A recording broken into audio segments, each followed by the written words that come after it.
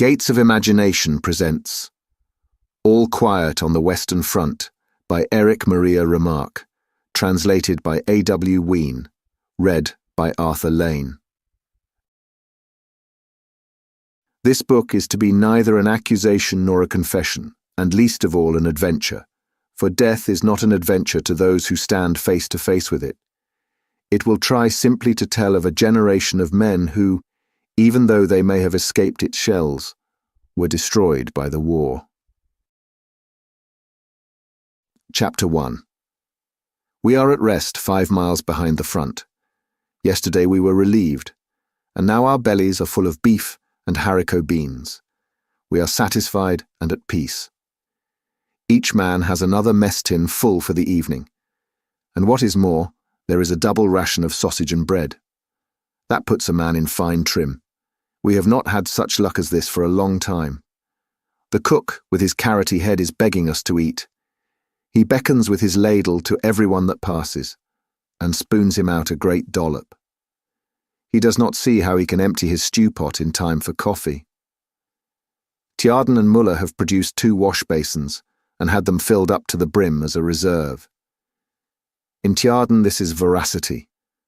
In Muller it is foresight. Where Tjaden puts it all is a mystery, for he is and always will be as thin as a rake. What's more important still is the issue of a double ration of smokes. 10 cigars, 20 cigarettes, and 2 quids of chew per man. Now that is decent. I have exchanged my chewing tobacco with Kaczynski for his cigarettes, which means I have 40 altogether. That's enough for a day. It is true we have no right to this windfall. The Prussian is not so generous. We have only a miscalculation to thank for it. 14 days ago we had to go up and relieve the front line. It was fairly quiet on our sector, so the quartermaster who remained in the rear had requisitioned the usual quantity of rations and provided for the full company of 150 men.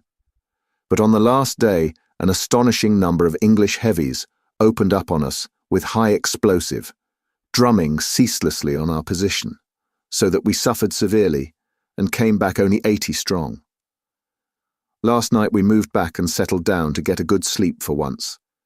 Kaczynski is right when he says it would not be such a bad war if only one could get a little more sleep. In the line we have had next to none, and 14 days is a long time at one stretch. It was noon before the first of us crawled out of our quarters.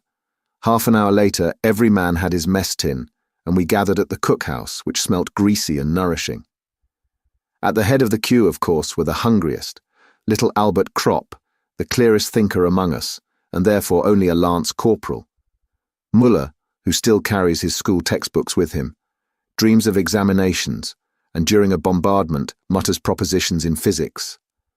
Lear, who wears a full beard and has a preference for the girls from officers' brothels. He swears that they are obliged by an army order to wear silk chemises and to bathe before entertaining guests of the rank of captain and upwards. And as the fourth, myself, Paul Boehmer.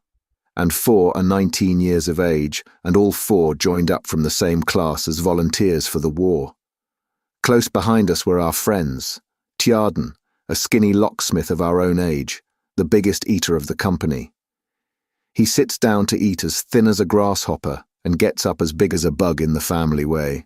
High Westus, of the same age, a peat digger, who can easily hold a ration loaf in his hand and say, "Guess what I've got in my fist?" Then Dettering, a peasant who thinks of nothing but his farmyard and his wife. And finally, Stanislaus Kaczynski, the leader of our group, shrewd, cunning, and hard-bitten, 40 years of age, with a face of the soil, blue eyes, bent shoulders, and a remarkable nose for dirty weather, good food, and soft jobs. Our gang formed the head of the queue before the cookhouse. We were growing impatient, for the cook paid no attention to us. Finally, Kaczynski called to him, "Say, Heinrich, open up the soup kitchen. Anyone can see the beans are done." He shook his head sleepily. "You must all be there first." Tjaden grinned. "We're all here." The sergeant cook still took no notice. "That may do for you," he said. "But where are the others?" "They won't be fed by you today. They're either in the dressing station or pushing up daisies." The cook was quite disconcerted as the facts dawned on him. He was staggered. "And I have cooked for 150 men." Crop poked him in the ribs. "Then for once we'll have enough. Come on. Begin." Suddenly a vision came over Tjaden. His sharp, mousy features began to shine, his eyes grew small with cunning, his jaws twitched, and he whispered hoarsely, "Man, then you've got bread for 150 men too, eh?" The sergeant cook nodded absent-minded and bewildered. Tjaden seized him by the tunic. "And sausage?" Ginger nodded again. Tjaden's chaps quivered. "Tobacco too?" "Yes, everything." Tjaden beamed. "What a bean feast! That's all for us. Each man gets—" "Wait a bit. Yes, practically 2 issues. Then Ginger stirred himself and said, "That won't do." We got excited and began to crowd around. "Why won't that do, you old carrot?" demanded Kaczynski. 80 men can't have what is meant for 150. "We'll soon show you," growled Muller. "I don't care about the stew, but I can only issue rations for 80 men, persisted Ginger. Kaczynski got angry. "You might be generous for once. You haven't drawn food for 80 men. You've drawn it for the second company." "Good. Let's have it then. We are the second company." We began to jostle the fellow. No one felt kindly toward him, for it was his fault that the food often came up to us in the line too late and cold. Under shell fire, he wouldn't bring his kitchen up near enough, so that our soup carriers had to go much farther than those of the other companies. Now, Bulke of the first company is a much better fellow. He is as fat as a hamster in winter, but he trundles his pots when it comes to that right up to the very front line. We were in just the right mood, and there would certainly have been a dust-up if our company commander had not appeared. He informed himself of the dispute, and only remarked, "Yes, we did have heavy losses yesterday." He glanced into the Dixie. "The beans look good." Ginger nodded. "Cooked with meat and fat." The lieutenant looked at us. He knew what we were thinking. And he knew many other things too, because he came to the company as a non-com and was promoted from the ranks. He lifted the lid from the Dixie again and sniffed. Then passing on, he said, "Bring me a plate full. Serve out all the rations we can do with them."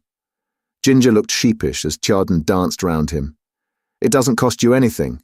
Anyone would think the quartermaster's store belonged to him. And now get on with it, you old blubber sticker. And don't you miscount either." "You be hanged," spat out Ginger. When things get beyond him, he throws up the sponge altogether. He just goes to pieces. And as if to show that all things were equal to him, of his own free will, he issued in addition 1/2 pound of synthetic honey to each man. Today is wonderfully good. The mail has come, and almost every man has a few letters and papers. We stroll over to the meadow behind the billets. Crop has the round lid of a margarine tub under his arm. On the right side of the meadow, a large common latrine has been built, a roofed and durable construction. But that is for recruits who as yet have not learned how to make the most of whatever comes their way. We want something better. Scattered about everywhere, there are separate individual boxes for the same purpose.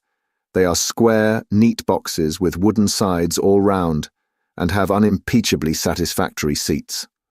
On the sides are hand grips, enabling one to shift them about.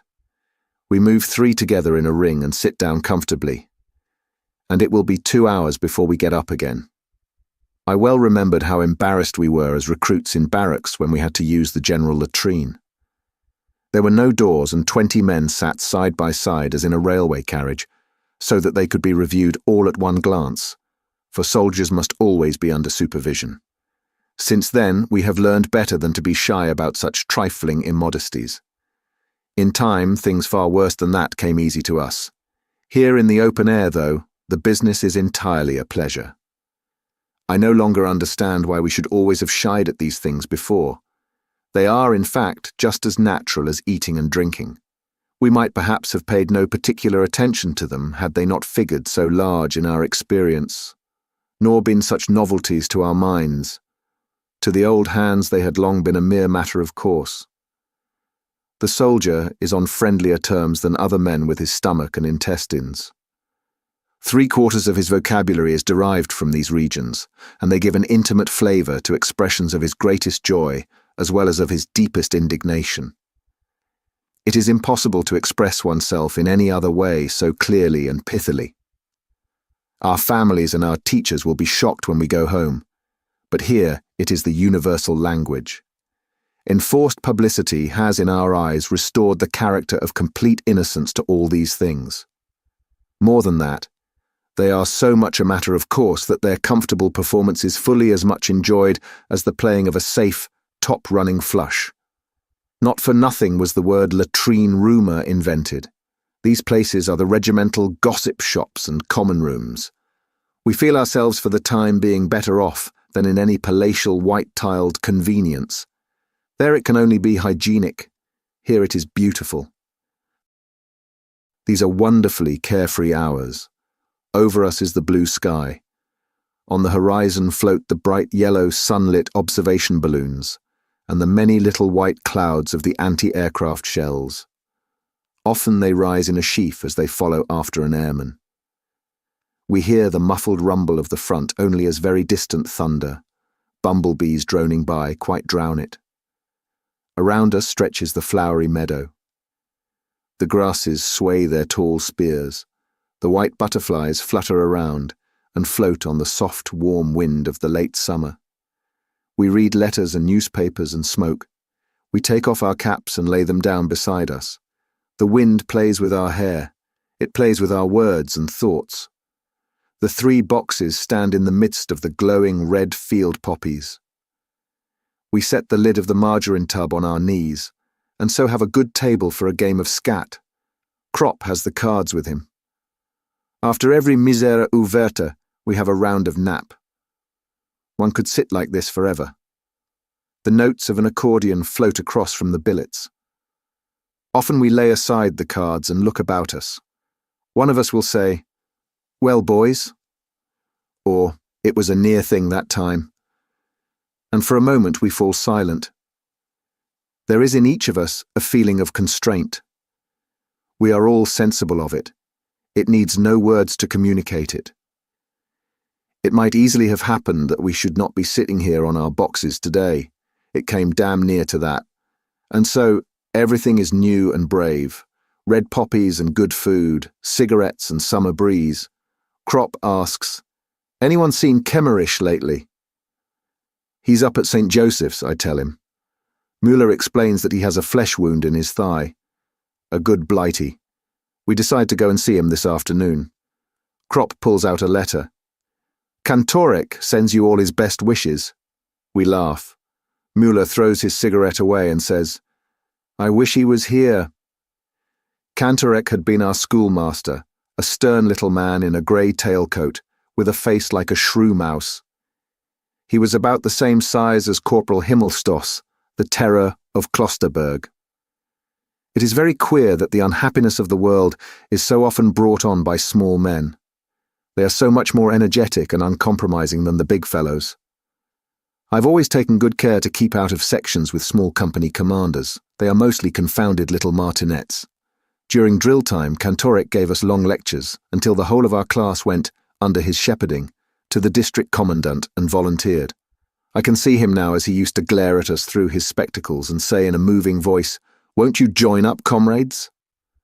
These teachers always carry their feelings ready in their waistcoat pockets and trot them out by the hour. But we didn't think of that then. There was indeed one of us who hesitated and did not want to fall into line. That was Joseph Beam, a plump, homely fellow. But he did allow himself to be persuaded, otherwise he would have been ostracized. And perhaps more of us thought as he did, but no one could very well stand out, because at that time even one's parents were ready with the word coward. No one had the vaguest idea what we were in for. The wisest were just the poor and simple people. They knew the war to be a misfortune, whereas those who were better off and should have been able to see more clearly what the consequences would be, were beside themselves with joy. Kaczynski said that was a result of their upbringing. It made them stupid. And what Kat said, he had thought about. Strange to say, Beam was one of the first to fall.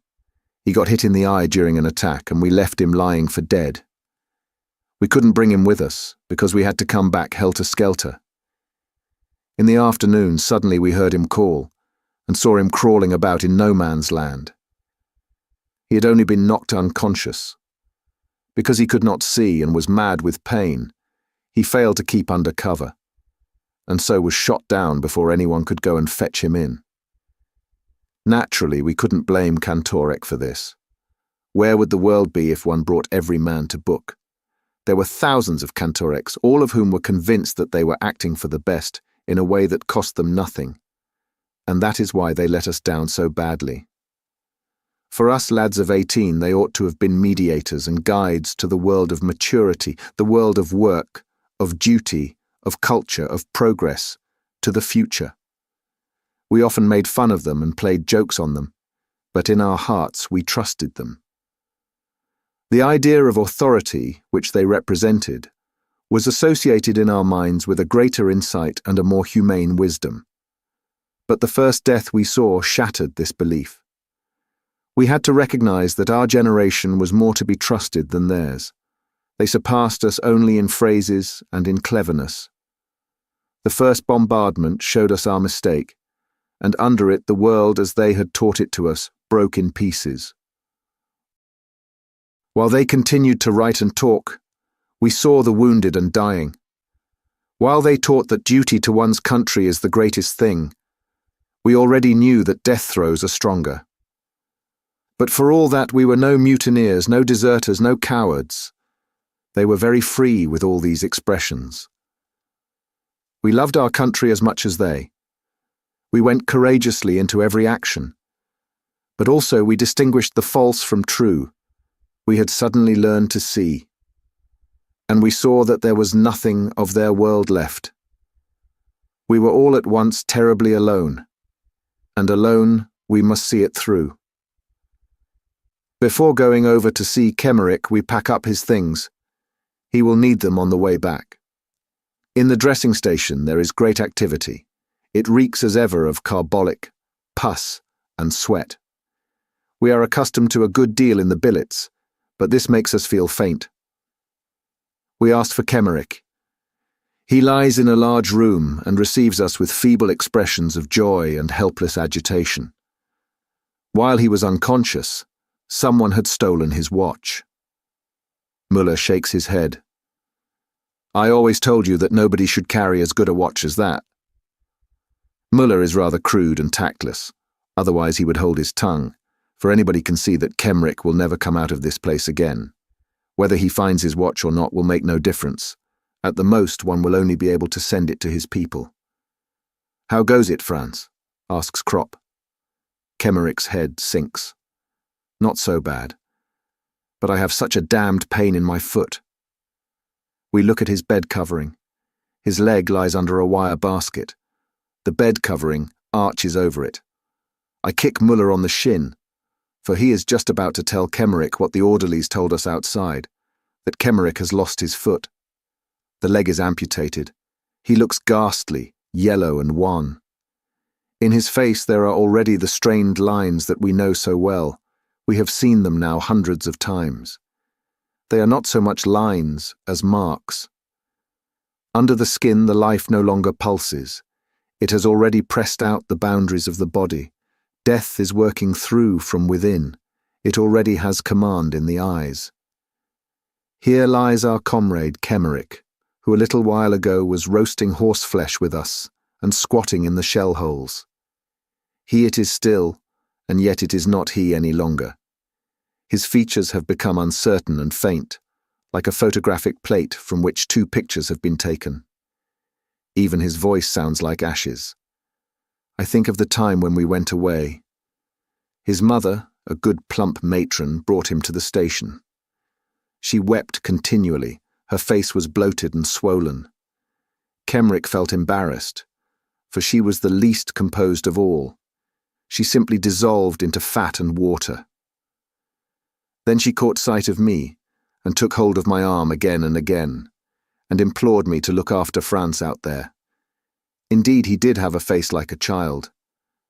and such frail bones that after 4 weeks pack carrying, he already had flat feet. But how can a man look after anyone in the field? "Now you will soon be going home," says Crop. "You would have had to wait at least 3 or 4 months for your leave." Kemerick nods. I cannot bear to look at his hands. They are like wax. Under the nails is the dirt of the trenches.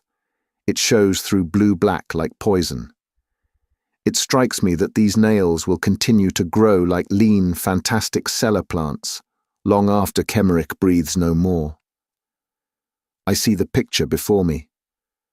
They twist themselves into corkscrews and grow, and with them the hair on the decaying skull. Just like grass in a good soil, just like grass. How can it be possible? Muller leans over. "We have brought your things, Franz." Kemerick signs with his hands. "Put them under the bed."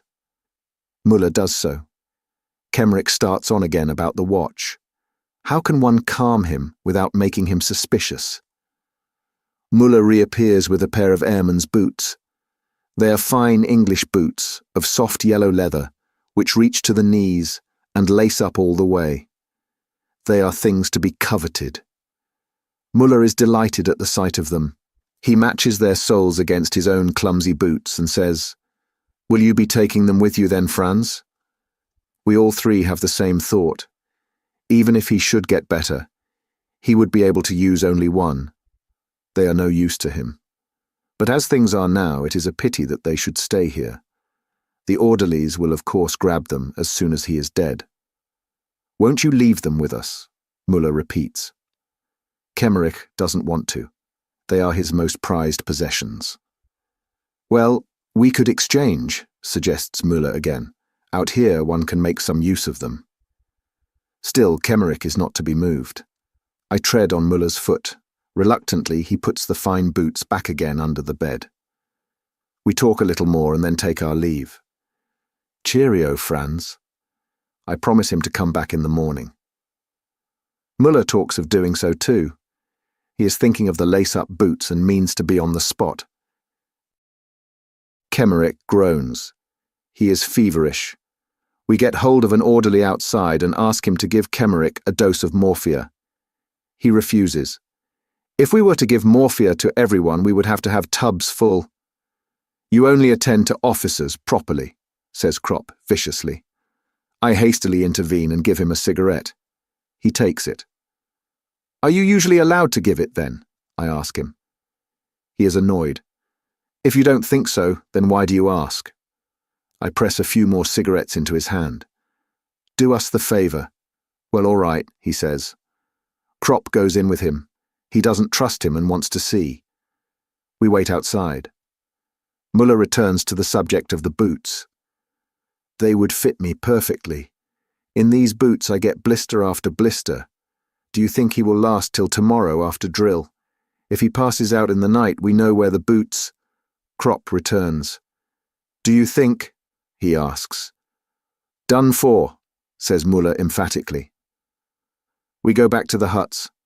I think of the letter that I must write tomorrow to Kemerick's mother. I am freezing. I could do with a tot of rum. Muller pulls up some grass and chews it.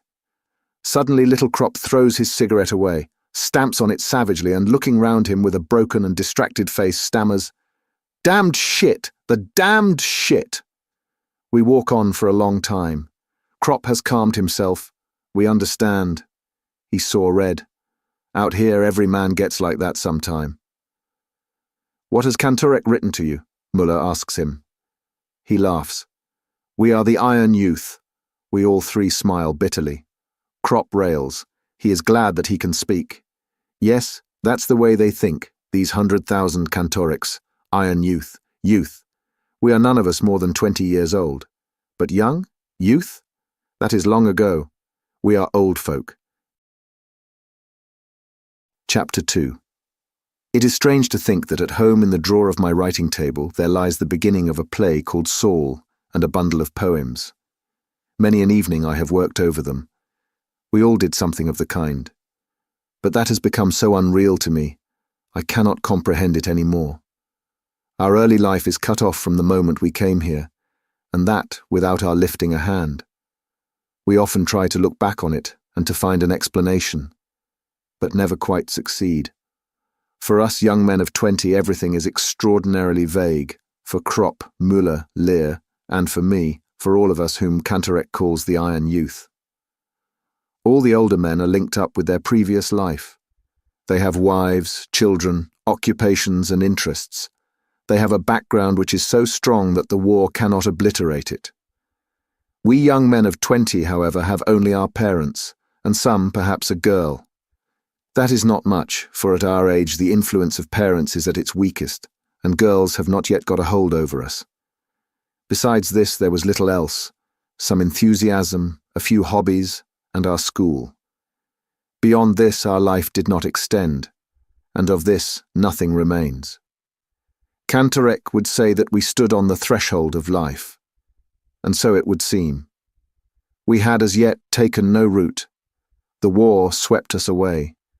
For the others, the older men, it is but an interruption. They are able to think beyond it. We, however, have been gripped by it and do not know what the end may be. We know only that in some strange and melancholy way we have become a wasteland. All the same, we are not often sad. Though Müller would be delighted to have Kemmerik's boots, he is really quite as sympathetic as another who could not bear to think of such a thing for grief. He merely sees things clearly. Were Kemmerich able to make any use of the boots, then Müller would rather go barefoot over barbed wire than scheme how to get hold of them. But as it is, the boots are quite inappropriate to Kemmerich's circumstances, whereas Müller can make good use of them. Kemmerich will die. It is immaterial who gets them. Why then should Müller not succeed to them? He has more right than a hospital orderly. When Kemmerich is dead, it will be too late. Therefore Müller is already on the watch. We have lost all sense of other considerations because they are artificial. Only the facts are real and important for us. And good boots are scarce. Once it was different.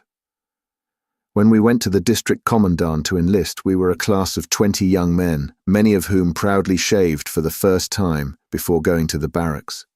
We had no definite plans for our future. Our thoughts of a career and occupation were as yet of too unpractical a character to furnish any scheme of life. We were still crammed full of vague ideas which gave to life, and to the war also, an ideal and almost romantic character. We were trained in the army for 10 weeks, and in this time more profoundly influenced than by 10 years at school. We learned that a bright button is weightier than 4 volumes of Schopenhauer. At first astonished, then embittered, and finally indifferent, we recognize that what matters is not the mind, but the boot brush. Not intelligence, but the system. Not freedom, but drill. We became soldiers with eagerness and enthusiasm, but they have done everything to knock that out of us. After 3 weeks, it was no longer incomprehensible to us that a braided postman should have more authority over us than had formerly our parents, our teachers, and the whole gamut of culture, from Plato to Goethe. With our young, awakened eyes, we saw that the classical conception of the fatherland held by our teachers resolved itself here into a renunciation of personality, such as one would not ask of the meanest servants, salutes, springing to attention, parade marches, presenting arms, right wheel, left wheel, clicking the heels, insults, and 1,000 pettifogging details. We had fancied our task would be different, only to find we were to be trained for heroism as though we were circus ponies. But we soon accustomed ourselves to it. We learned, in fact, that some of these things were necessary, but the rest merely show. Soldiers have a fine nose for such distinctions. By 3s and 4s our class was scattered over the platoons amongst Frisian fishermen, peasants and labourers, with whom we soon made friends. Krop, Müller, Kemmerich and I went to No. 9 platoon under Corporal Himmelstos. He had the reputation of being the strictest disciplinarian in the camp, and was proud of it. He was a small, undersized fellow with a foxy, waxed moustache, who had seen 12 years' service and was in civil life a postman. He had a special dislike of Krop, Tjaden, Westhus, and me, because he sensed a quiet defiance. I have remade his bed 14 times in one morning. Each time he had some fault to find and pulled it to pieces. I have kneaded a pair of prehistoric boots that were as hard as iron for 20 hours, with intervals, of course, until they became as soft as butter, and not even Himmelstos could find anything more to do to them. Under his orders, I have scrubbed out the corporal's mess with a toothbrush. Krop and I were given the job of clearing the barrack square of snow with a hand broom and a dustpan, and we would have gone on till we were frozen had not a lieutenant accidentally appeared who sent us off and hauled Himmelstos over the coals. But the only result of this was to make Himmelstos hate us more. For 6 weeks consecutively, I did guard every Sunday, and was hut orderly for the same length of time. With full pack and rifle, I have had to practice on a wet, soft, newly ploughed field the prepare to advance, and the lie down, until I was one lump of mud and finally collapsed. 4 hours later, I had to report to Himmelstos with my clothes scrubbed clean, my hands chafed and bleeding. Together with Krop, Westhus, and Tjaden, I have stood at attention in a hard frost without gloves for a quarter of an hour at a stretch, while Himmelstos watched for the slightest movement of our bare fingers on the steel barrel of the rifle. I have run 8 times from the top floor of the barracks down to the courtyard in my shirt at 2 o'clock in the morning, because my drawers projected 3 inches beyond the edge of the stool on which one had to stack all one's things. Alongside me ran the corporal, Himmelstos, and trod on my bare toes.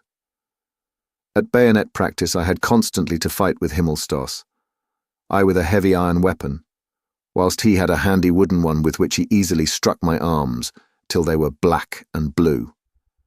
Once, indeed, I became so infuriated that I ran at him blindly and gave him a mighty jab in the stomach and knocked him down. When he reported me, the company commander laughed at him and told him he ought to keep his eyes open. He understood Himmelstos and apparently was not displeased at his discomfiture. I became a past master on the parallel bars and excelled at physical jerks. We have trembled at the mere sound of his voice, but this runaway post horse never got the better of us. One Sunday, as Krop and I were lugging a latrine bucket on a pole across the barrack yard, Himmelstos came by, all polished up and spry for going out. He planted himself in front of us and asked how we liked the job. In spite of ourselves, we tripped and emptied the bucket over his legs. He raved, but the limit had been reached. "That means clink," he yelled. But Krop had had enough. "There'll be an inquiry first," he said, "and then we'll unload." "Mind how you speak to a non-commissioned officer," bawled Himmelstos. "Have you lost your senses? You wait till you're spoken to. What will you do, anyway?" "Show you up, Corporal," said Krop, his thumbs in line with the seams of his trousers. Himmelstos saw that we meant it and went off without saying a word. But before he disappeared, he growled, "You'll drink this!" But that was the end of his authority. He tried it on once more in the ploughed field with his prepare to advance, and lie down. We obeyed each order, since an order's an order and has to be obeyed. But we did it so slowly that Himmelstos became desperate. Carefully we went down on our knees, then on our hands, and so on. In the meantime, quite infuriated, he had given another command. But before we had even begun to sweat, he was hoarse. After that he left us in peace. He did indeed always refer to us as swine, but there was, nevertheless, a certain respect in his tone. There were many other staff corporals, the majority of whom were more decent. But above all, each of them wanted to keep his good job there as long as possible, and this he could do only by being strict with the recruits. So we were put through every conceivable refinement of parade ground soldiering till we often howled with rage. Many of us became ill through it. Wolf actually died of inflammation of the lung, but we would have felt ridiculous had we hauled down our colours. We became hard, suspicious, pitiless, vicious, tough. And that was good, for these attributes were just what we lacked. Had we gone into the trenches without this period of training, most of us would certainly have gone mad. Only thus were we prepared for what awaited us. We did not break down, but adapted ourselves. Our 20 years, which made many another thing so grievous, helped us in this. But by far the most important result was that it awakened in us a strong, practical sense of esprit de corps, which in the field developed into the finest thing that arose out of the war: comradeship. I sit by Kemmerich's bed. He is sinking steadily. Around us is a great commotion. A hospital train has arrived and the wounded fit to be moved are being selected. The doctor passes by Kemmerich's bed without once looking at him. "Next time, Franz," I say. He raises himself on the pillow with his elbows. "They have amputated my leg." He knows it too, then. I nod and answer, "You must be thankful you've come off with that." He is silent. I resume, "It might have been both legs, Franz. Wegeler has lost his right arm. That's much worse. Besides, you will be going home." He looks at me. "Do you think so?" "Of course." "Do you think so?" he repeats. "Sure, Franz, once you've got over the operation." He beckons me to bend down. I stoop over him and he whispers, "I don't think so." "Don't talk rubbish. Franz, in a couple of days you'll see for yourself. What is it anyway, an amputated leg? Here they patch up far worse things than that." He lifts one hand.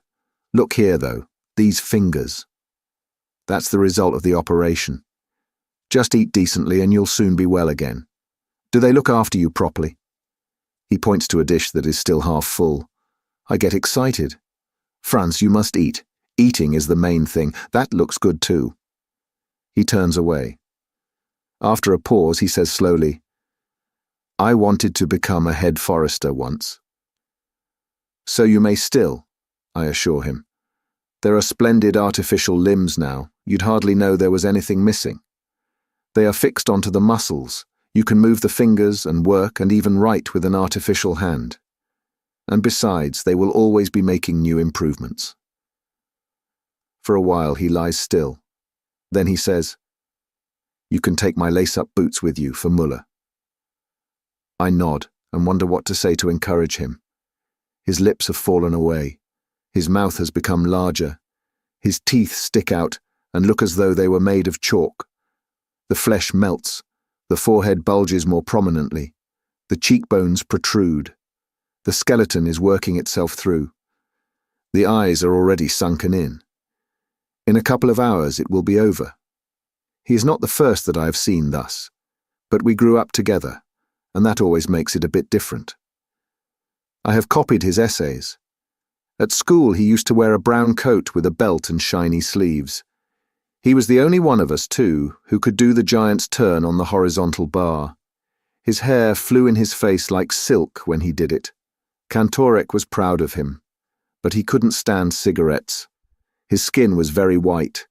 He had something of the girl about him. I glance at my boots. They are big and clumsy. The breeches are tucked into them, and standing up one looks well built and powerful in these great drain pipes.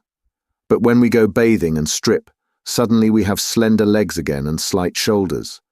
We are no longer soldiers, but little more than boys. No one would believe that we could carry packs. It is a strange moment when we stand naked.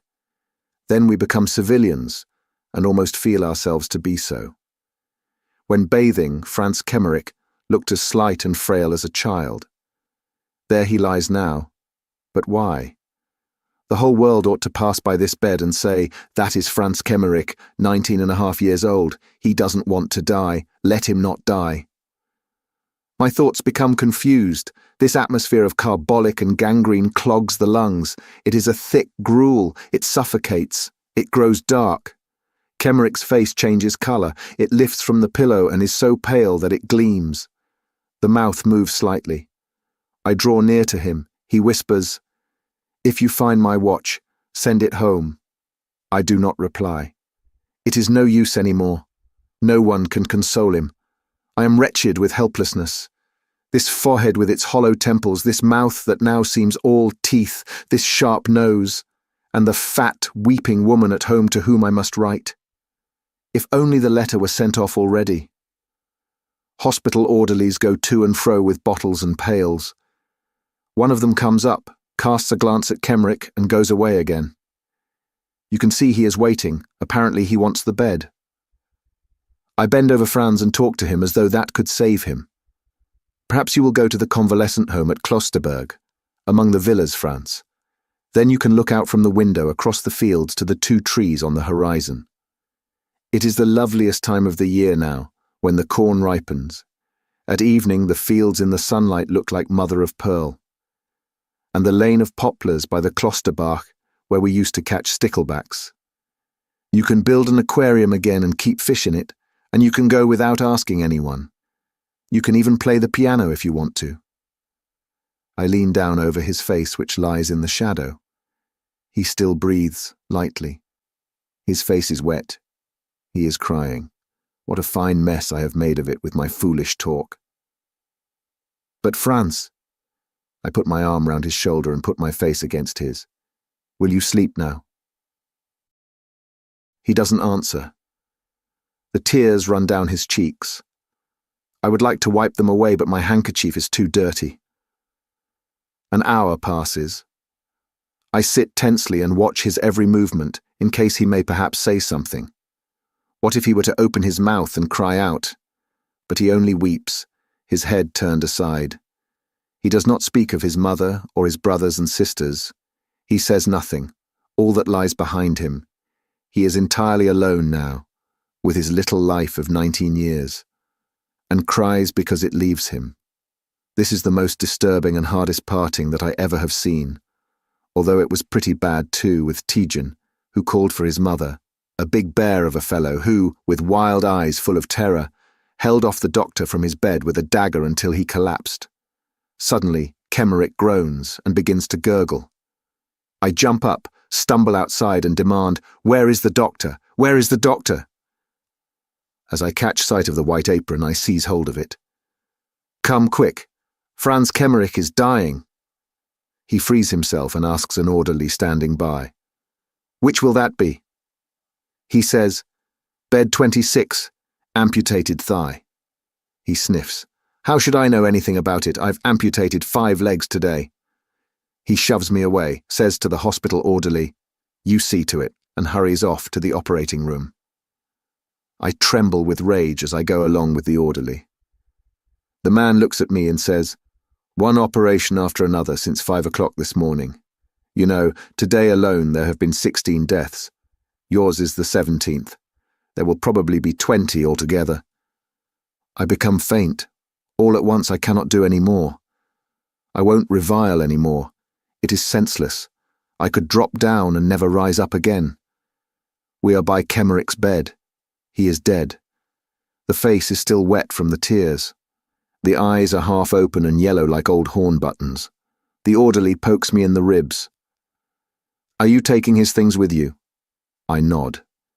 He goes on, "We must take him away at once. We want the bed."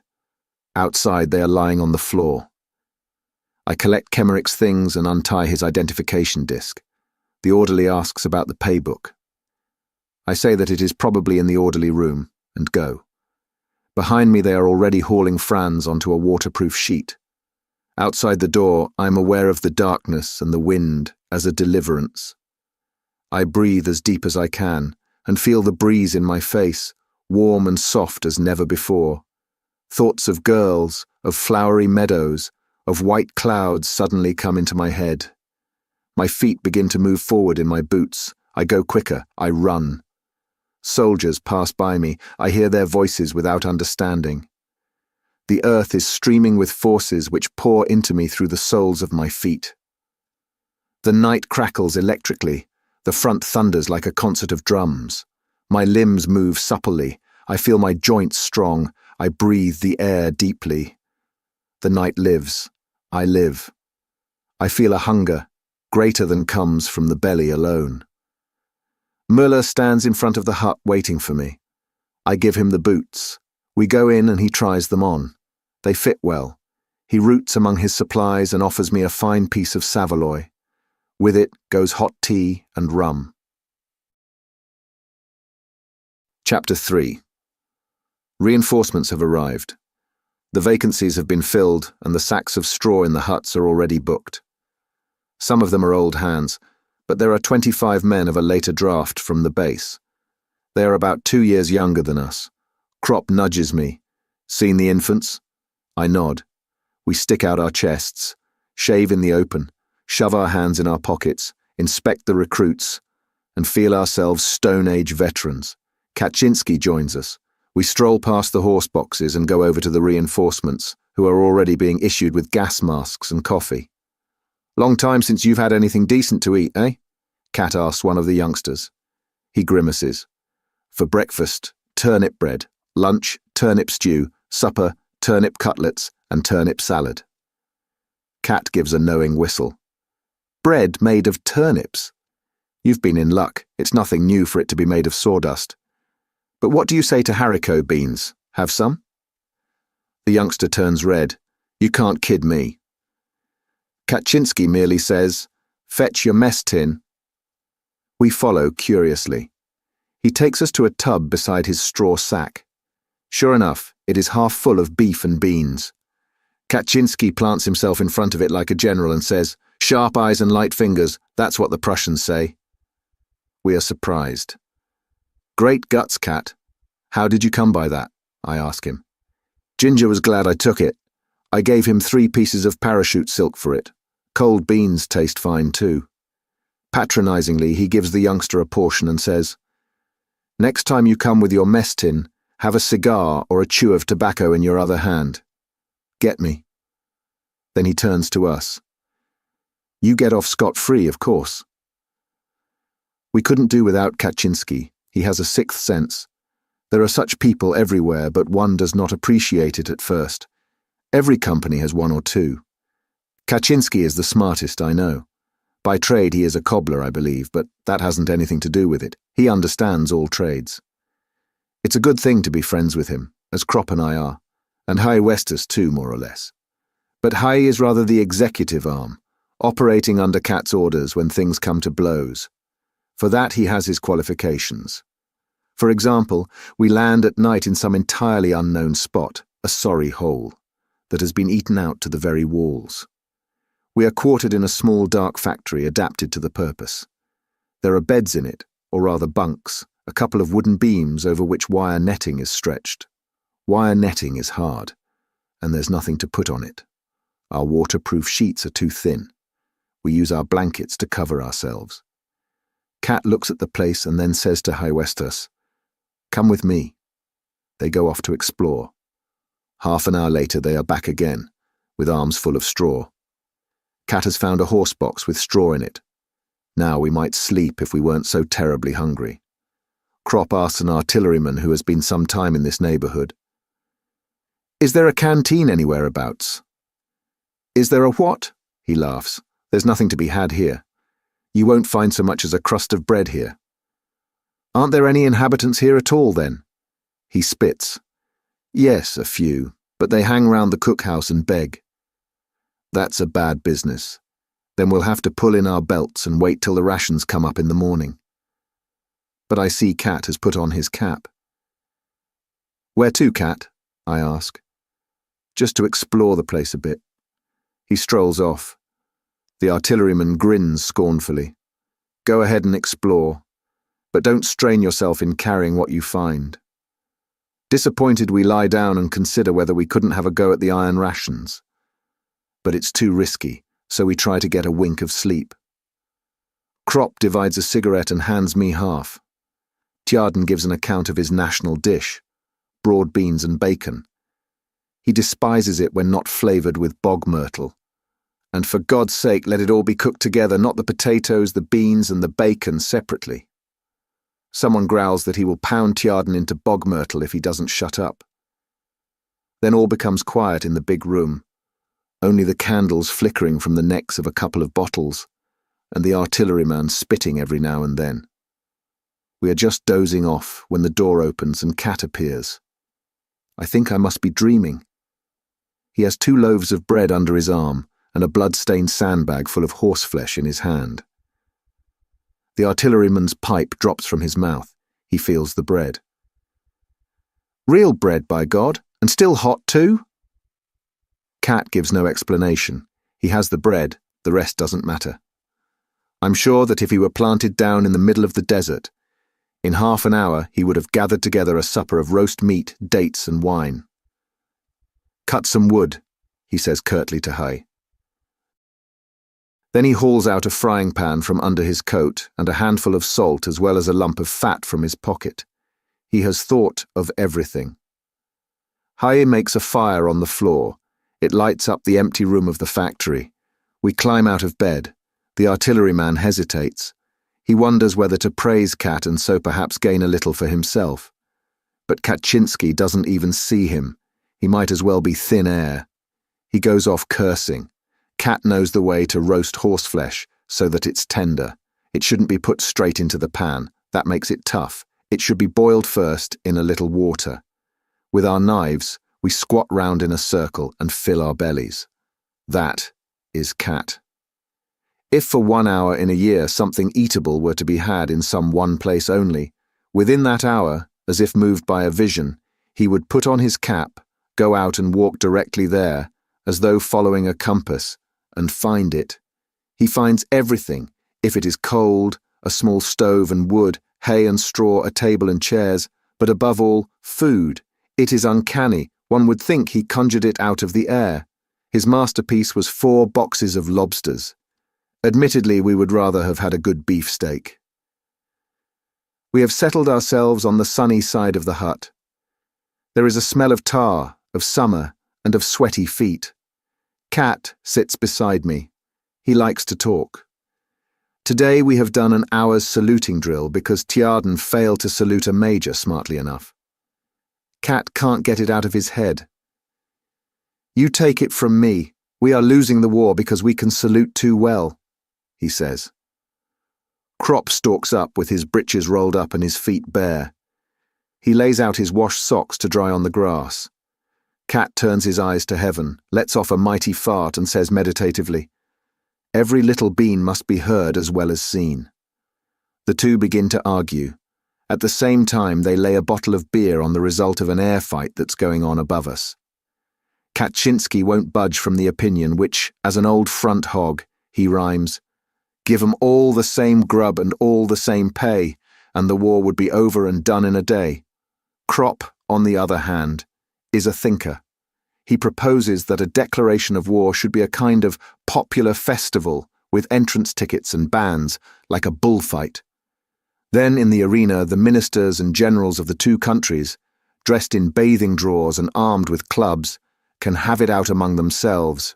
Whoever survives, his country wins. That would be much simpler and more just than this arrangement, where the wrong people do the fighting. The subject is dropped. Then the conversation turns to drill. A picture comes before me. Burning midday in the barrack yard.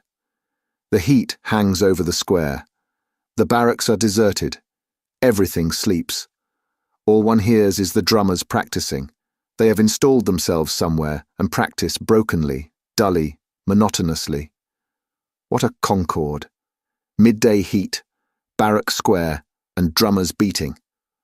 The windows of the barracks are empty and dark. From some of them trousers are hanging to dry. The rooms are cool and one looks toward them longingly. Oh, dark, musty platoon huts, with the iron bedsteads, the checkered bedding, the lockers and the stools. Even you can become the object of desire. Out here you have a faint resemblance to home. Your rooms, full of the smell of stale food, sleep, smoke, and clothes. Kaczynski paints it all in lively colours. What would we not give to be able to return to it? Farther back than that, our thoughts dare not go. Those early morning hours of instruction. What are the parts of the 98 rifle? The midday hours of physical training. Pianist forward. By the right, quick march. Report to the cookhouse for potato peeling. We indulge in reminiscences. Krop laughs suddenly and says, "Change at loan." That was our corporal's favourite game. Loan is a railway junction. In order that our fellows going on shouldn't get lost there, Himmelstoss used to practice the change in the barrack room. We had to learn that at Loan, to reach the branch line, we must pass through a subway. The beds represented the subway, and each man stood at attention on the left side of his bed. Then came the command, "Change at Loan." And like lighting, everyone scrambled under the bed to the opposite side. We practiced this for hours on end. Meanwhile, the German aeroplane has been shot down. Like a comet, it bursts into a streamer of smoke and falls headlong. Krop has lost the bottle of beer. Disgruntled, he counts out the money from his wallet. Surely Himmelstoss was a very different fellow as a postman, say I, after Albert's disappointment has subsided. Then how does it come that he's such a bully as a drill sergeant? The question revives Krop, more particularly as he hears there's no more beer in the canteen. It's not only Himmelstoss, there are lots of them. As sure as they get a stripe or a star, they become different men, just as though they'd swallowed concrete. That's the uniform, I suggest. Roughly speaking, it is, says Kat, and prepares for a long speech. But the root of the matter lies somewhere. For instance, if you train a dog to eat potatoes, and then afterwards put a piece of meat in front of him, he'll snap at it. It's his nature. And if you give a man a little bit of authority, he behaves just the same way. He snaps at it too. The things are precisely the same. In himself, man is essentially a beast, only he butters it over like a slice of bread with a little decorum. The army is based on that. One man must always have power over the other. The mischief is merely that each one has much too much power. A non-com can torment a private, a lieutenant a non-com, a captain a lieutenant until he goes mad. And because they know they can, they all soon acquire the habit more or less. Take a simple case. We are marching back from the parade ground, dog-tired. Then comes the order to sing. We sing spiritlessly, for it is all we can do to trudge along with our rifles. At once, the company is turned about and has to do another hour's drill as punishment. On the march back, the order to sing is given again, and once more we start. Now what's the use of all that? It's simply that the company commander's head has been turned by having so much power, and nobody blames him. On the contrary, he is praised for being strict. That, of course, is only a trifling instance, but it holds also in very different affairs. Now I ask you, let a man be whatever you like in peacetime. What occupation is there in which he can behave like that without getting a crack on the nose? He can only do that in the army. It goes to the heads of them all, you see. And the more insignificant a man has been in civil life, the worse it takes him.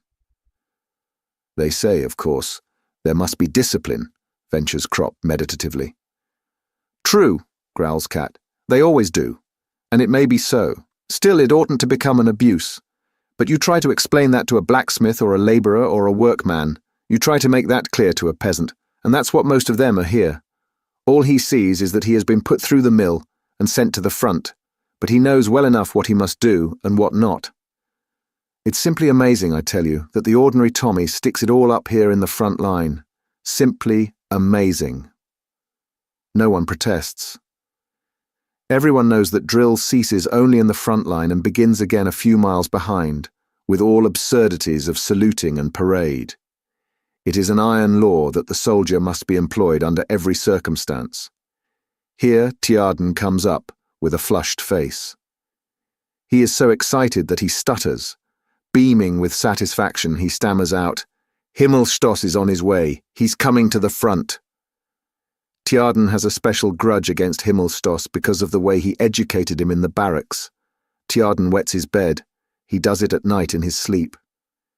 Himmelstoss maintained that it was sheer laziness and invented a method worthy of himself for curing Tjaden.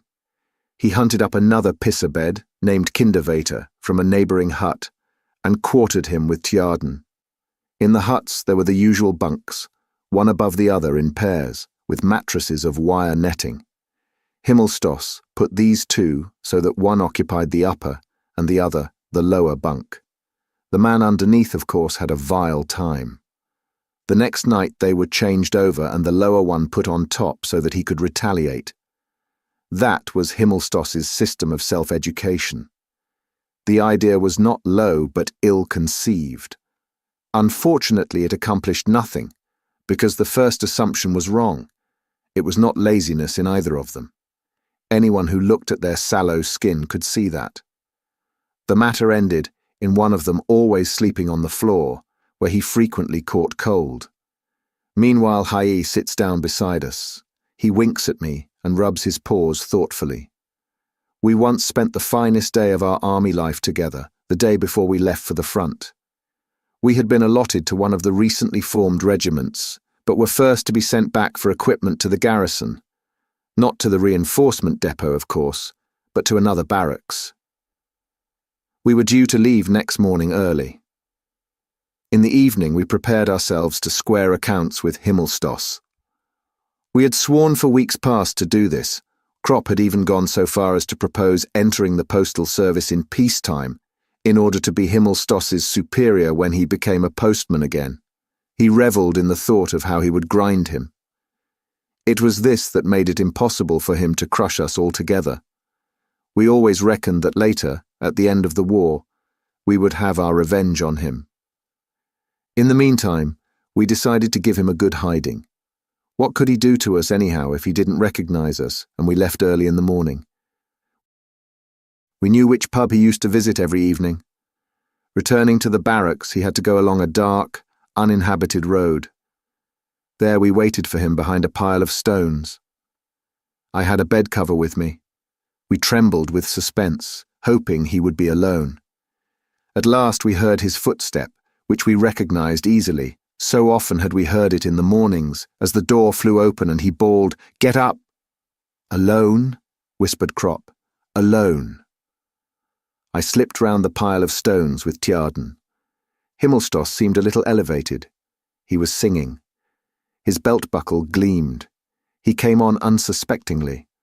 We seized the bed cover, made a quick leap, threw it over his head from behind, and pulled it round him, so that he stood there in a white sack, unable to raise his arms. The singing stopped. The next moment, Hai Westhus was there, and spreading his arms, he shoved us back in order to be first in. He put himself in position with evident satisfaction, raised his arm like a signal mast, and his hand like a coal shovel, and fetched such a blow on the white sack as would have felled an ox. Himmelstoss was thrown down. He rolled 5 yards and started to yell. But we were prepared for that and had brought a cushion. Hay squatted down, laid the cushion on his knees, felt where Himmelstoss's head was and pressed it down on the pillow. Immediately his voice was muffled. Hay let him get a gasp of air every so often, when he would give a mighty yell that was immediately hushed. Tjaden unbuttoned Himmelstoss's braces and pulled down his trousers, holding the whip meantime in his teeth. Then he stood up and set to work. It was a wonderful picture. Himmelstoss on the ground, Hay bending over him with a fiendish grin and his mouth open with bloodlust, Himmelstoss's head on his knees. Then the convulsed striped drawers, the knock knees, executing at every blow most original movements in the lowered breeches, and towering over them like a woodcutter, the indefatigable Tjaden. In the end, we had to drag him away to get our turn. Finally, Hai stood Himmelstoss on his feet again and gave one last personal remonstrance. As he stretched out his right arm preparatory to giving him a box on the ear, he looked as if he were going to reach down a star. Himmelstoss toppled over. Hai stood him up again, made ready and fetched him a second well-aimed beauty with the left hand. Himmelstoss yelled and made off on all fours. His striped postman's backside gleamed in the moonlight. We disappeared at full speed. Hai looked round once again and said wrathfully, satisfied and rather mysteriously, "Revenge is black pudding." Himmelstoss ought to have been pleased. His saying that we should each educate one another had borne fruit for himself. We had become successful students of his method. He never discovered whom he had to thank for the business. At any rate, he scored a bed cover out of it, for when we returned a few hours later to look for it, it was no longer to be found. That evening's work made us more or less content to leave next morning, and an old buffer was pleased to describe us as young heroes. Chapter 4. We have to go up on wiring fatigue. The motor lorries roll up after dark. We climb in. It is a warm evening, and the twilight seems like a canopy under whose shelter we feel drawn together. Even the stingy Tjaden gives me a cigarette and then a light. We stand jammed in together, shoulder to shoulder. There is no room to sit, but we do not expect that. Muller is in a good mood for once. He's wearing his new boots. The engines drone, the lorries bump and rattle. The roads are worn and full of holes. We dare not show a light, so we lurch along, and are often almost pitched out. That does not worry us, however. It can happen if it likes. A broken arm is better than a hole in the guts, and many a man would be thankful enough for such a chance of finding his home way again. Beside us stream the munition columns in long files. They are making the pace, they overtake us continually. We joke with them, and they answer back. A wall becomes visible. It belongs to a house which lies on the side of the road. I suddenly prick up my ears. Am I deceived? Again I hear distinctly the cackle of geese. A glance at Kaczynski, a glance from him to me. We understand one another. Kat, I hear some aspirants for the frying pan over there. He nods. It will be attended to when we come back. I have their number. Of course Kat has their number. He knows all about every leg of goose within a radius of 15 miles. The lorries arrive at the artillery lines. The gun emplacements are camouflaged with bushes against aerial observation and look like a kind of military feast of the tabernacles. These branches might seem gay and cheerful were not cannon embowered there. The air becomes acrid with the smoke of the guns and the fog. The fumes of powder taste bitter on the tongue. The roar of the guns makes our lorry stagger. The reverberation rolls raging away to the rear. Everything quakes. Our faces change imperceptibly. We are not, indeed, in the front line, but only in the reserves yet. In every face can be read, this is the front. Now we are within its embrace. It is not fear. Men who have been up as often as we have become thick-skinned. Only the young recruits are agitated. Kat explains to them, that was a 12-inch, you can tell by the report, now you'll hear the burst. But the muffled thud of the burst does not reach us. It is swallowed up in the general murmur of the front. Kat listens. There'll be a bombardment tonight. We all listen. The front is restless. The Tommies are firing already, says Kropp. The shelling can be heard distinctly. It is the English batteries to the right of our section. They are beginning an hour too soon. According to us, they start punctually at 10 o'clock. What's got them? Says Muller. Their clocks must be fast. There'll be a bombardment, I tell you. I can feel it in my bones. Kat shrugs his shoulders.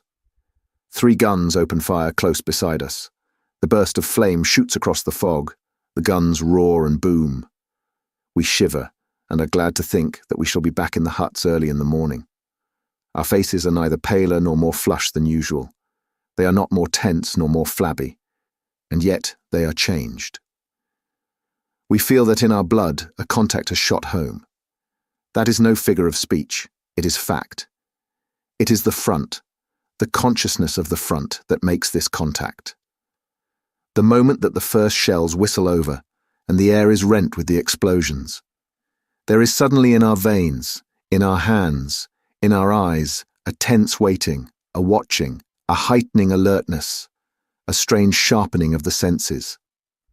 The body with one bound is in full readiness.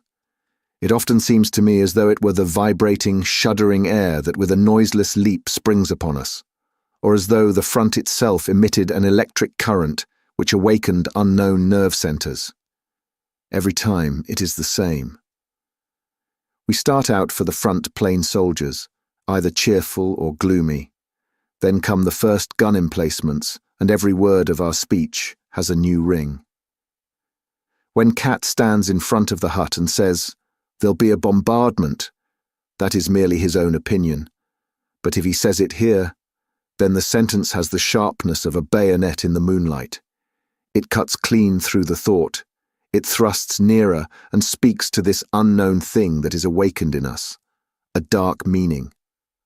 There'll be a bombardment. Perhaps it is our inner and most secret life that shivers and falls on guard. To me, the front is a mysterious whirlpool. Though I am in still water far away from its center, I feel the whirl of the vortex sucking me slowly, irresistibly, inescapably into itself. From the earth, from the air, sustaining forces pour into us, mostly from the earth. To no man does the earth mean so much as to the soldier. When he presses himself down upon her long and powerfully, when he buries his face and his limbs deep in her from the fear of death by shellfire, then she is his only friend, his brother, his mother. He stifles his terror and his cries in her silence and her security. She shelters him and releases him for 10 seconds to live, to run, 10 seconds of life, receives him again and often forever. Earth, earth, earth, earth with thy folds and hollows and holes into which a man may fling himself and crouch down. In the spasm of terror, under the hailing of annihilation, in the bellowing death of the explosions, O earth, thou grantest us the great resisting surge of new won life. Our being, almost utterly carried away by the fury of the storm, streams back through our hands from thee, and we, thy redeemed ones, bury ourselves in thee, and through the long minutes in a mute agony of hope, bite into thee with our lips. At the sound of the first droning of the shells, we rush back in one part of our being 1,000 years. By the animal instinct that is awakened in us, we are led and protected. It is not conscious. It is far quicker, much more sure, less fallible than consciousness. One cannot explain it. A man is walking along without thought or heed. Suddenly he throws himself down on the ground and a storm of fragments flies harmlessly over him. Yet he cannot remember either to have heard the shell coming or to have thought of flinging himself down. But had he not abandoned himself to the impulse, he would now be a heap of mangled flesh. It is this other, this second sight in us, that has thrown us to the ground and saved us, without our knowing how. If it were not so, there would not be one man alive from Flanders to the Vosges. We march up, moody or good-tempered soldiers. We reach the zone where the front begins, and become on the instant human animals. An indigent-looking wood receives us. We pass by the soup kitchens. Under cover of the wood we climb out. The lorries turn back. They are to collect us again in the morning before dawn. Mist and the smoke of guns lie breast-high over the fields. The moon is shining. Along the road, troops file. Their helmets gleam softly in the moonlight. The heads and the rifles stand out above the white mist, nodding heads, rocking barrels. Farther on the mist ends. Here the heads become figures.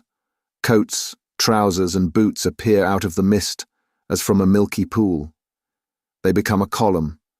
The column marches on, straight ahead. The figures resolve themselves into a block. Individuals are no longer recognizable. The dark wedge presses onward, fantastically topped by the heads and weapons floating on the milky pool. A column, not men at all. Guns and munition wagons are moving along a crossroad.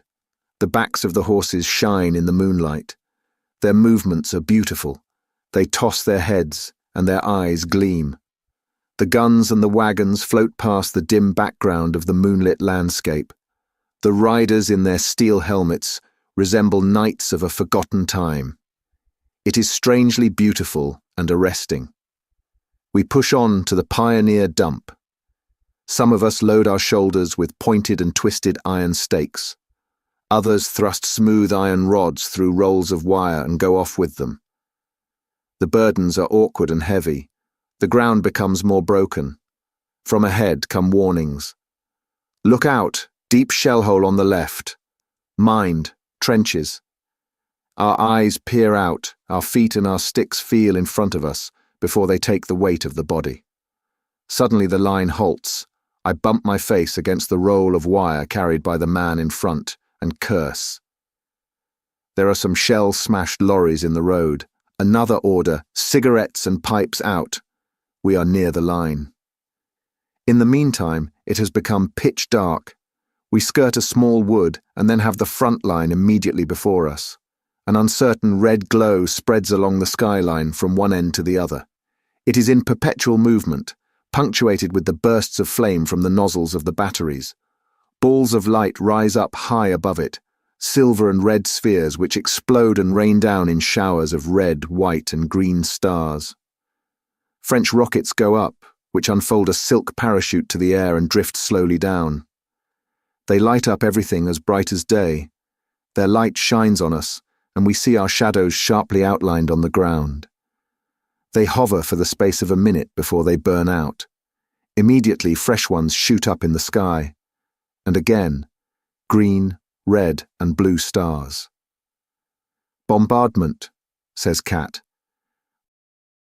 The thunder of the guns swells to a single heavy roar, and then breaks up again into separate explosions. The dry bursts of the machine guns rattle. Above us, the air teems with invisible swift movement, with howls, pipings, and hisses. They are smaller shells, and amongst them, booming through the night like an organ, go the great coal boxes and the heavies. They have a hoarse, distant bellow, like a rutting stag, and make their way high above the howl and whistle of the smaller shells. It reminds me of flocks of wild geese when I hear them.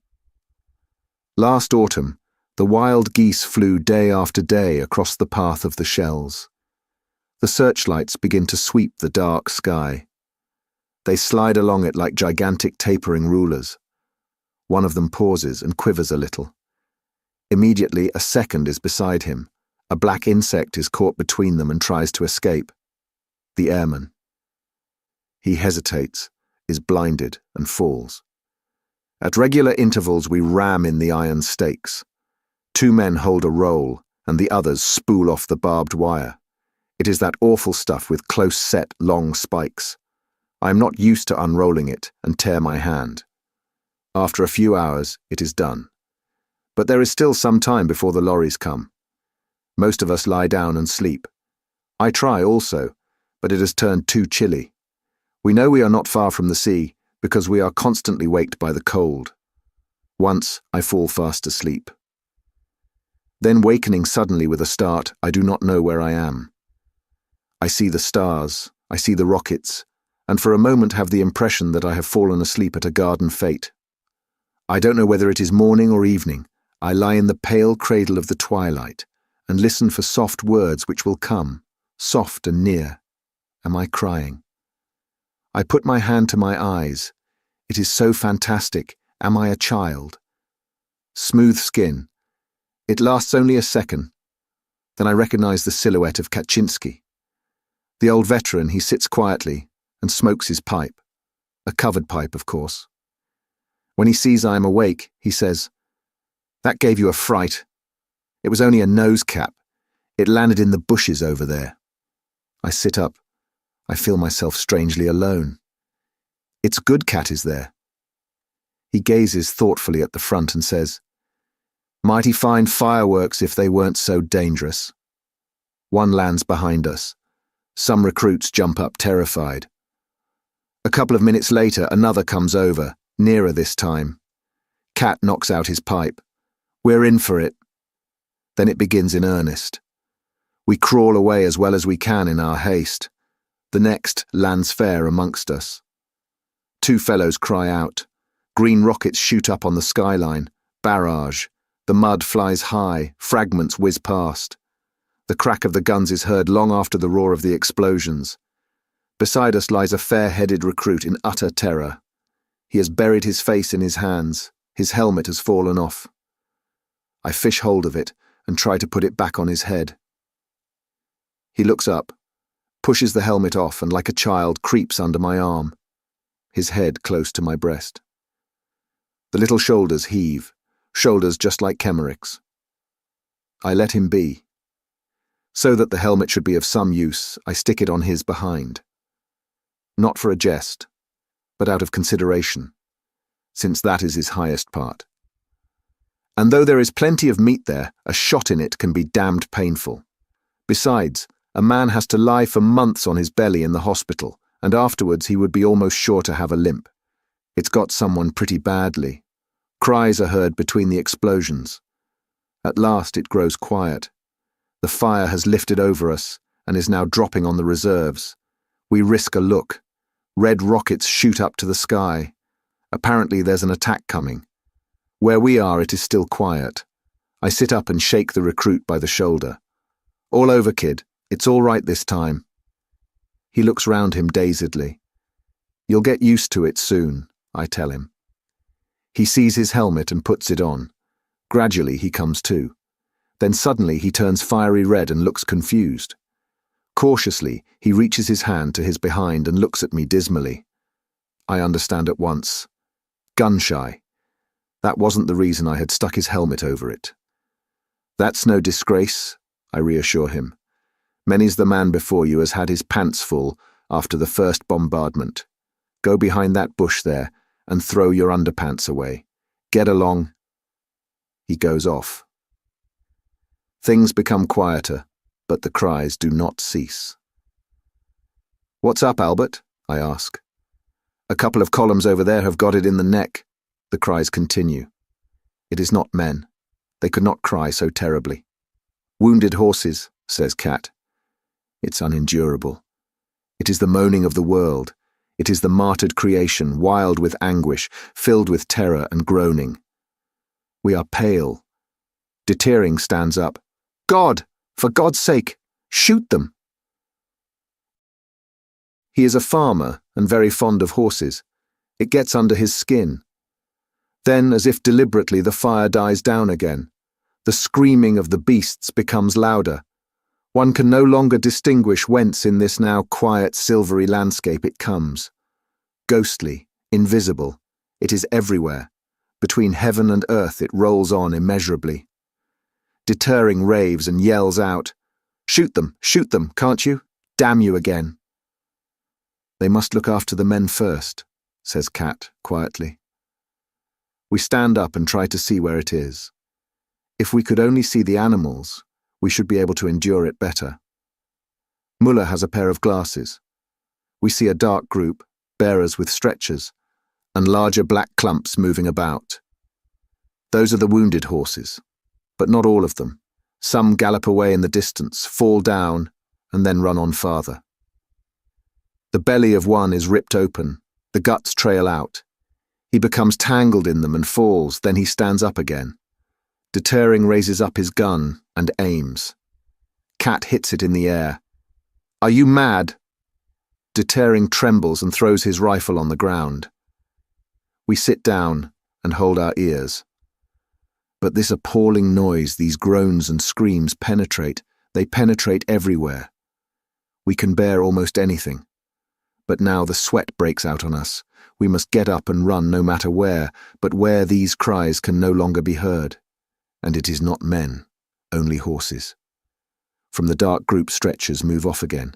Then single shots crack out. The black heap convulses and then sinks down. At last.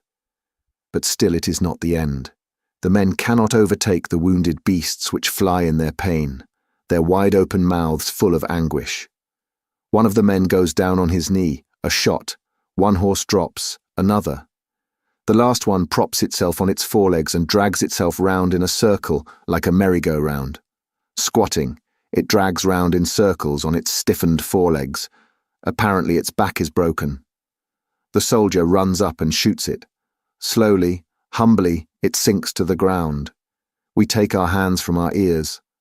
The cries are silenced. Only a long-drawn, dying sigh still hangs on the air. Then only again the rockets, the singing of the shells and the stars there, most strange. Deterring walks up and down, cursing. Like to know what harm they've done. He returns to it once again. His voice is agitated. It sounds almost dignified as he says, I tell you, it is the vilest baseness to use horses in the war. We go back. It is time we return to the lorries. The sky is become brighter. 3 o'clock in the morning. The breeze is fresh and cool. The pale hour makes our faces look grey. We trudge onward in single file through the trenches and shell holes and come again to the zone of mist. Kaczynski is restive. That's a bad sign. "What's up, Kat?" says Krop. I wish I were back home. Home, he means the huts. "We'll soon be out of it, Kat." He is nervous. I don't know. We come to the communication trench and then to the open fields. The little wood reappears. We know every foot of ground here. There's the cemetery with the mounds and the black crosses. That moment it breaks out behind us, swells, roars, and thunders. We duck down. A cloud of flame shoots up 100 yards ahead of us. The next minute, under a second explosion, part of the wood rises slowly in the air. 3 or 4 trees sail up and then crash to pieces. The shells begin to hiss like safety valves. Heavy fire. "Take cover," yells somebody. "Cover!" The fields are flat. The wood is too distant and dangerous. The only cover is the graveyard and the mounds. We stumble across in the dark, and as though he had been spat there, every man lies glued behind a mound. Not a moment too soon. The dark goes mad. It heaves and raves. Darknesses blacker than the night rush on us with giant strides, over us and away. The flames of the explosions light up the graveyard. There is no escape anywhere. By the light of the shells, I try to get a view of the fields. They are a surging sea. Daggers of flame from the explosions leap up like fountains. It is impossible for anyone to break through it. The wood vanishes, it is pounded, crushed, torn to pieces. We must stay here in the graveyard. The earth bursts before us. It rains clods. I feel a smack. My sleeve is torn away by a splinter. I shut my fist. No pain. Still, that does not reassure me. Wounds don't hurt till afterwards. I feel the arm all over. It is grazed but sound. Now a crack on the skull. I begin to lose consciousness. Like lightning, the thought comes to me. Don't faint. I sink down in the black broth and immediately come up to the top again. A splinter slashes into my helmet, but has already travelled so far that it does not go through. I wipe the mud out of my eyes. A hole is torn up in front of me. Shells hardly ever land in the same hole twice. I'll get into it. With one lunge, I shoot as flat as a fish over the ground. There it whistles again. Quickly I crouch together, claw for cover, feel something on the left, shove in beside it. It gives way. I groan. The earth leaps. The blast thunders in my ears. I creep under the yielding thing, cover myself with it, draw it over me. It is wood, cloth, cover, miserable cover against the whizzing splinters. I open my eyes. My fingers grasp a sleeve, an arm. A wounded man. I yell to him. No answer. A dead man. My hand gropes farther. Splinters of wood. Now I remember again that we are lying in the graveyard. But the shelling is stronger than everything. It wipes out the sensibilities. I merely crawl still farther under the coffin. It shall protect me, though death himself lies in it. Before me gapes the shell hole. I grasp it with my eyes as with fists. With one leap, I must be in it. There, I get a smack in the face. A hand clamps onto my shoulder. Has the dead man waked up? The hand shakes me. I turn my head. In the second of light, I stare into the face of Kaczynski. He has his mouth wide open and is yelling. I hear nothing. He rattles me, comes nearer. In a momentary lull, his voice reaches me. Gas! Gas! Gas! Pass it on. I grab for my gas mask. Some distance from me there lies someone. I think of nothing but this. That fellow there must know. Gas! Gas! I call. I lean toward him. I swipe at him with the satchel. He doesn't see. Once again. He merely ducks. It's a recruit. I look at Kat desperately. He has his mask on. I pull out mine too. My helmet falls to one side. It slips over my face. I reach the man. His satchel is on the side nearest me. I seize the mask. Pull it over his head. He understands. I let go, and with a jump drop into the shell hole. The dull thud of the gas shells mingles with the crashes of the high explosives. A bell sounds between the explosions, gongs and metal clappers warning everyone, "Gas! Gas! Gas!" Someone plumps down behind me, another. I wipe the goggles of my mask clear of the moist breath. It is Cat, Crop, and someone else. All four of us lie there in heavy, watchful suspense and breathe as lightly as possible. These first minutes with the mask decide between life and death. Is it airtight? I remember the awful sights in the hospital. The gas patients who in day-long suffocation cough up their burnt lungs in clots. Cautiously, the mouth applied to the valve, I breathe. The gas still creeps over the ground and sinks into all hollows. Like a big soft jellyfish, it floats into our shell hole and lolls there obscenely. I nudge Cat. It is better to crawl out and lie on top than to stay where the gas collects most. But we don't get as far as that. A second bombardment begins. It is no longer as though shells roared. It is the earth itself, raging. With a crash, something black bears down on us. It lands close beside us, a coffin thrown up. I see Cat move and I crawl across. The coffin has hit the fourth man in our hole on his outstretched arm. He tries to tear off his gas mask with the other hand. Crop seizes him just in time, twists the hand sharply behind his back and holds it fast. Cat and I proceed to free the wounded arm. The coffin lid is loose and bursts open. We are easily able to pull it off. We toss the corpse out. It slides down to the bottom of the shell hole. Then we try to loosen the underpart. Fortunately, the man swoons and Crop is able to help us. We no longer have to be careful, but work away till the coffin gives with a sigh before the spade that we have dug in under it. It has grown lighter. Cat takes a piece of the lid, places it under the shattered arm, and we wrap all our bandages round it. For the moment, we can do no more. Inside the gas mask, my head booms and roars. It is nigh bursting. My lungs are tight. They breathe always the same hot, used-up air. The veins on my temples are swollen. I feel I am suffocating. A grey light filters through to us. I climb out over the edge of the shell hole. In the dirty twilight lies a leg torn clean off. The boot is quite whole.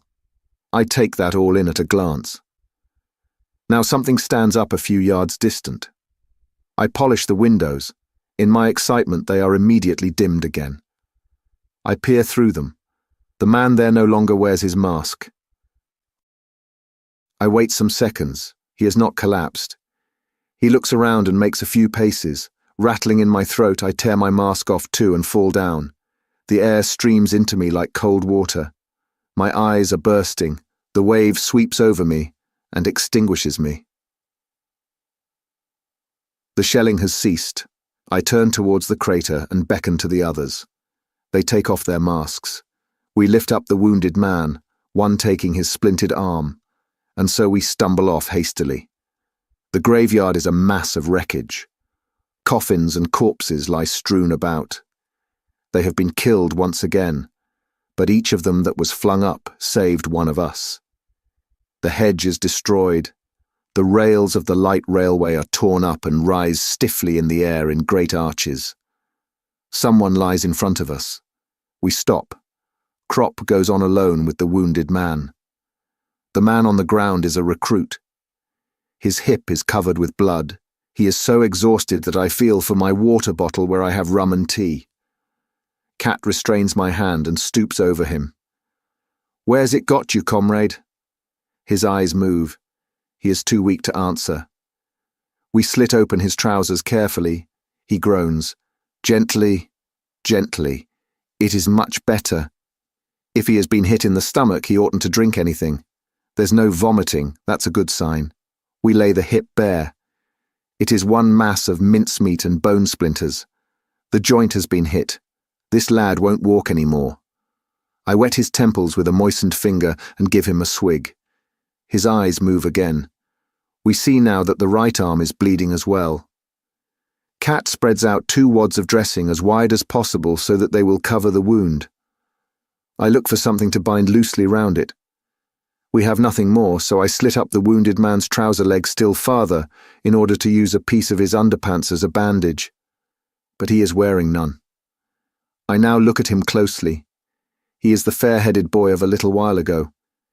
In the meantime, Cat has taken a bandage from a dead man's pocket, and we carefully bind the wound.